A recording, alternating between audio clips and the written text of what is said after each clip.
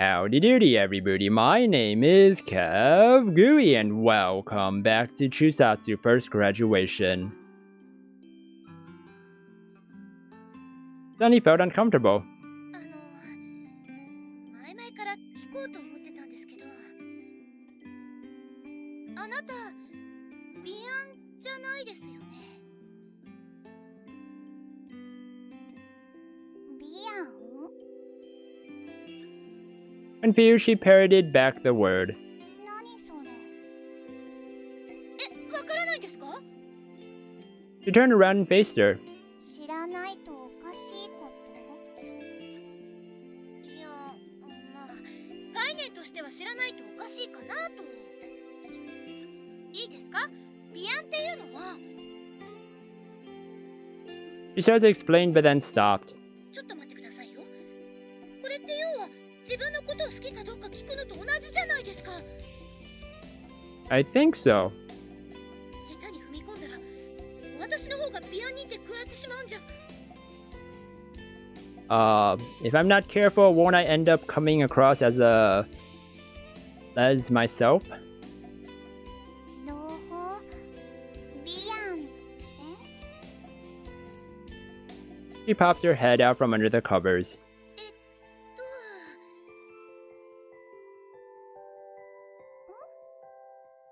They were facing each other. For some reason, she couldn't move. Her heart began to race. いやいやいやいや、なんで高鳴ってるの？意味わからない。意味わからない。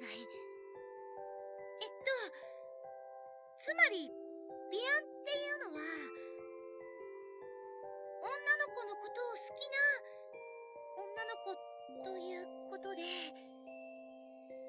そんなの、朗報なんだから好きに決まっているけど。多分ニュアンスが違って、いわゆるその恋愛感情みたいな。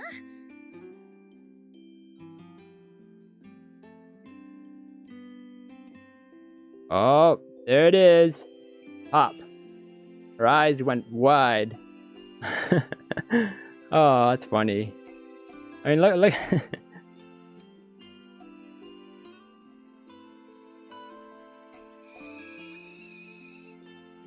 Oh, at least she understands now. 夜間の布団。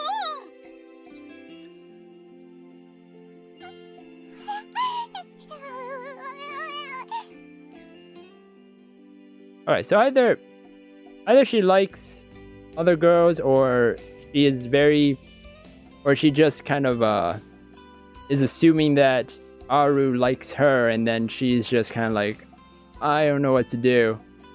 Or she's just confused altogether.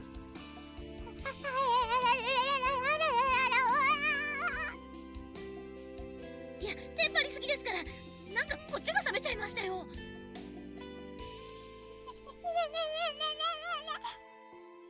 い、寝ましょうね。おいおいおいおいおいおいおいおい。はい、おやすみなさい。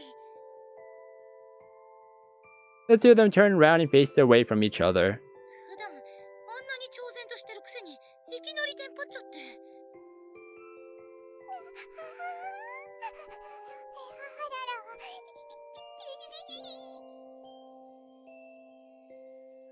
まだやってるし。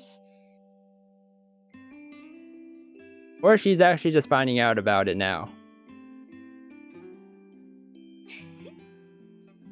普段からずっとこうなら可愛げあるのにね。 They closed their eyes and drifted off into a peaceful sleep. Slowly over time, the two girls shuffled closer to each other. There was one more thing to add. These girls, they'd completely forgotten about their assignment, hadn't they? That night, without anyone realizing it, their synchronization ratings began to rapidly increase. And so, on that fated morning,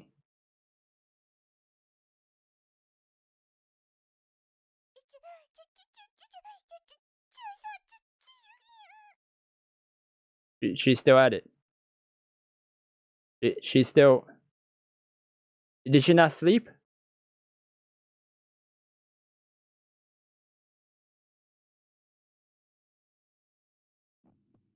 The living room. In front of the soda dispenser. 3 girls had gathered together. This was their last chance. None of them said a word. They had been standing there for an hour now. お嬢様方まだみたいっす。これに失敗したら元の生活に逆戻り。She looked up at the ceiling. The white stainless ceiling. Spent the past week fighting as hard as she could. She prioritized herself. She tried to get ARARA motivated enough to take this seriously. Even if certain things failed to go as planned, Arue, considering her naturally introverted disposition, was quite proactive indeed. What about the other two, though? As far as Arue could tell, neither of them had shown any real effort. There's no point in complaining about that now, though. Seeing how she didn't even fully understand the meaning of the word philosophy, Aru's efforts ultimately seemed no more than blind stabs in the dark. However, everything built up to this present, their last chance. Spent the entirety of yesterday playing an even healthy party, using up one of their chances in the process. Strangely enough, she didn't regret it, but she also thought of it like this. What if that was our last dinner together? It was an ominous thought for sure, yet one that also felt like an inevitable prophecy. However, because of that, Arue, Koiro, and ARARA couldn't feel any regret about the slapstick-filled days they spent together. They didn't want to think it was all for naught either. Whether things ended in tears or smiles, this would be their final chance. Arue felt like this was their first and last chance during the entirety of their room share. This assignment so suddenly thrust upon them was likely the largest obstacle in their lives. Her heart began to cry out, almost like it was trying desperately to unshackle her tense, paralyzed body. With all those feelings swirling within her, Arue stared blankly at the soda dispenser.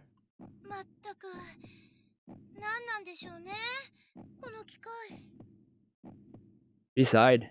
人の心を感知してシンクロだの哲学だのってそんなこと将軍様がお作りになった超人シールにだってできないことじゃないですか。そもそも心の定義って何？ It was like a whisper, a set of words with no real intention. But those words froze time. No one could answer them. How would one define a person's heart? In synchronization. According to Hollow, it meant joining separate consciousness into one. But the meaning of that was a difficult problem in and of its own. In short, the only possible answer was, そんなの私たちにわかるはずないじゃないですか。中卒ですよ。Royal looked at the side of Aru's troubled face. The first time the three of them had met each other in this room. They couldn't imagine what they would be like in a week. They never imagined they'd be spending so much time talking to each other every single day. Or that they'd band together to help a little girl. They also didn't expect to join forces with the intention of getting a stuffed animal for everyone. Or that they'd gather around the table talking about themselves with no reservations. でもそれが実現したんだ。Oro felt like the answer lay hidden in there somewhere. The definition of the heart. A hint to successfully putting the definition of the heart into words. She looked to her side. Arue had raised her head and reached out for the soda dispenser. お願いします。神様。 She touched the screen. What makes a wonderful life? Join your heart and philosophize. 行きます。 Her answer was the same as always. This time, however, her determination was on a different level. 失敗できない。私は絶対に罪を償わないといけないんだ。素晴らしい人生とはめちゃ強シールそのものである。 Audio recognition? And so she prayed, bravely, resolutely, in the hopes that God would grant her mercy. As a result, insufficient synchronization rate. She collapsed onto the floor. あっちゃー、どうやら失敗の様子ね。ということは残念ながら。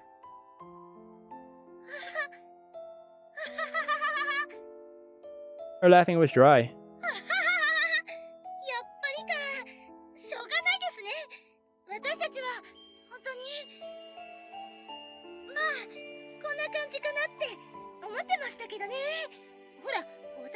か適性検査に落っこちて高校にも行けなかったわけですから。あ、そういえば私こんなしょうもない自分のこと人間デブリって内心思ってたんですよ。どうです？この現状にぴったりじゃないですか？なるほどなるほど。お嬢様方結構いいセンス持ってるじゃないっすか。皮肉がお上手でフォロはちょっぴり感心して。黙れ。え？黙れと言った。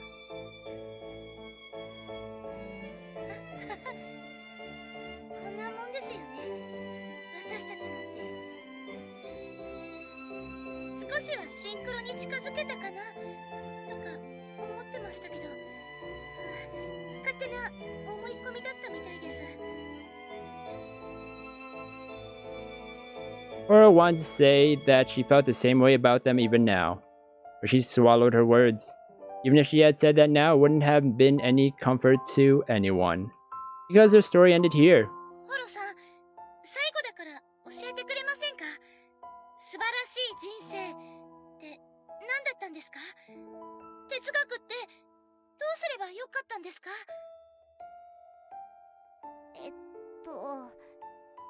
ごめんなさいっす。フォロにもよくわからないっす。なんだ、ホロさんにもわからないんだ。じゃあ私たちがどうあがいても無理だったっていうことですね。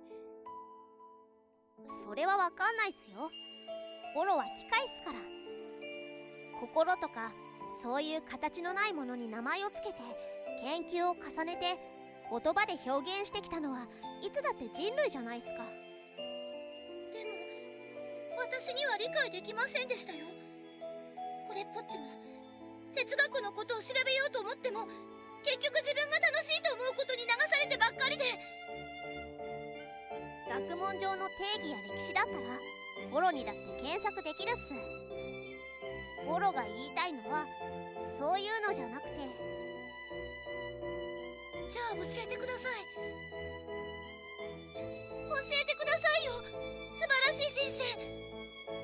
それはもしかしてわからないんですか？だったら無責任なこと言わないでほしいな。私たちには本物の命があるんです。一生に一度しかない人生があるんですよ。失敗したらリセットってわけにはいかないんです。素晴らしい人生なんてそんなの分かったら初めからそうやって生きるに決まってるじゃないですか。それが分かんないから人の顔色を伺うんです。みんなの向いた方向を見失わないように必死になるんです。誰かに責任をなすりつけたり認めたくない現実に直面すれば全力で逃げるんです。ほらね、私なんて本当にどうしようもなくてダメな人間なんです。そんな人間デブリに素晴らしい人生なんて分かりっこないです。本当にそんなものがあるなら逆に教えてほしいくらいです。哲学を知れば人生が豊かになるって言うなら必死になって勉強するから。だからお願いだから中卒にも分かるように言ってくださいよ。難しい顔して難しいことばかり言わないで。 This was her lamentation, the tearless cry of her soul. Evil were originally born in a shell. Only after countless failures were they able to poke holes into their shells and evolve into adults. However, Arue's position was a little too cruel. She still had a past she couldn't talk about, as well as the guilt of sin she couldn't wash away. She was standing here carrying her many burdens. Koiro and ARARA felt like they had just now been able to make contact with that. They felt like they could relate, but in reality it was still opaque and difficult to see. Indeed, Arue didn't reveal a single thing about herself. She would give hints and show the edges, but never said a word about it. So Koiro and ARARA both thought of her as a strong person. But they were wrong. She was weak, brittle. For a person to understand another was no small task. That was the cause. いやなんだかちょっと湿っぽいことを言っちゃって。部屋片付けなきゃいけませんよね。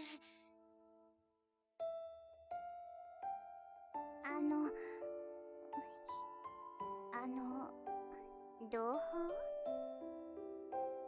That was right. This is where it all started. The cause of their mutual misunderstanding began here. Huh. Wow. And I'm going to end the episode here, everybody, for Chuusotsu First Graduation. I feel like we are close to the end, guys. I feel like we are close, and man, this was a ride. Just following Arue and ARARA and Koiro is wow. Anyways, I hope you guys enjoyed this episode. If you guys did, then please smash that like button and subscribe down below for more awesome videos. And don't forget to share this video and also ring that little bell to get notifications of my uploads. Thank you everybody for watching this episode, and you will hear me in the next one. Goodbye!